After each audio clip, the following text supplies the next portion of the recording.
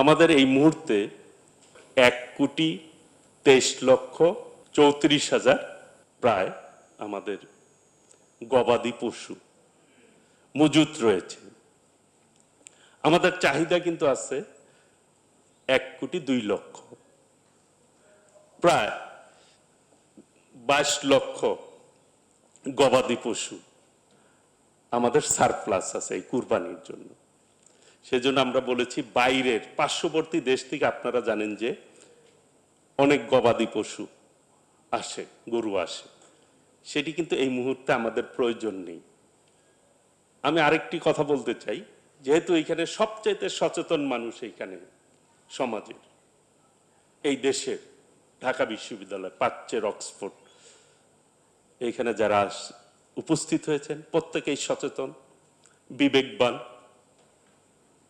আপনাদের বিবেকের কাছেই প্রশ্ন রাখতে চাই এবং যারা শুনছেন, যারা শুনবেন তাদের কাছেও প্রশ্ন রাখতে চাই।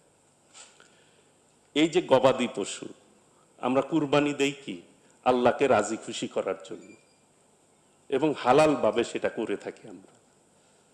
এই যে চোরাই পথে যে কুরবানির গরু আসতেছে, এটা অবৈধ বলবো আমরা যদি এসে থাকে। আমরা কিন্তু নির্দেশনা দিয়েছি যে বর্ডার এলাকায় কোনোভাবেই যাতে এবার গবাদি পশু ওই পার থেকে না আসতে পারে, সেই ব্যাপারে সর্বোচ্চ পদক্ষেপ আমরা নিয়েছি। তারপরেও যদি চোরাই গরু কি আমরা কুরবানি হবে কি হবে না, অবৈধ গরু কুরবানি হবে কি হবে না, এই ব্যাপারেও তো আমাদের সচেতন থাকা উচিত নাকি? আমরা যারা ক্রেতা তাদেরও কিন্তু এই ব্যাপারে সচেতন থাকা উচিত।